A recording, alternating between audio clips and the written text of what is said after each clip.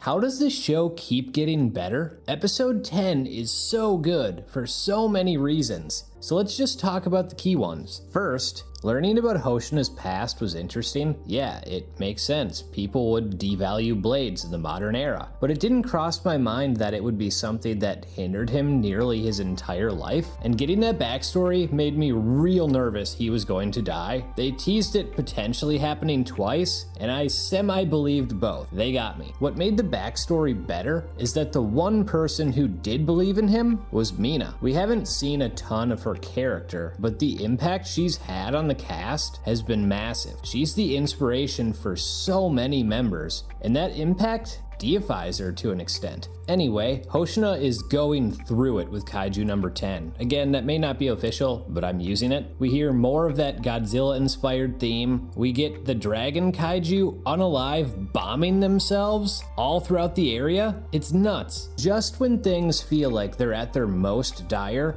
when Kafka's gonna have to step in, Mina shows up. I'm a sucker for a great return, and that was a great return. From there, this is a total team effort, which I loved. Hoshina could use some more creative names for his slashes, but his resolve is impressive. So is his strength, which is especially highlighted by the fact that Battle Axe Shinomiya can't make a dent in Kaiju number 10, which goes to show the massive gap in their strength. But between them, Mina, and the rest of the force working together, we finally get to see them take Kaiju number 10 out, and everyone played a role. Even Kafka with his little pistol. When Kafka is saying everyone is so freaking cool with the crying face, bro, that was me. They are. But being cool doesn't win fights. And the kaiju had an ace up their sleeve. A kaiju nuke cloud. It's too big to escape, and Hoshina knows it. We, the audience, know what has to happen here, but you're so conflicted about it because transforming is going to out Kafka in front of everyone. And when he takes off, again, it's Hoshina who noticed that his speed is increased. Kafka transforms into Kaiju number 8, and we see everyone react. Hoshina had the gut feeling something was off, but it's Mina's reaction that's most important. She looks shocked, but also disappointed, which after everything we've seen,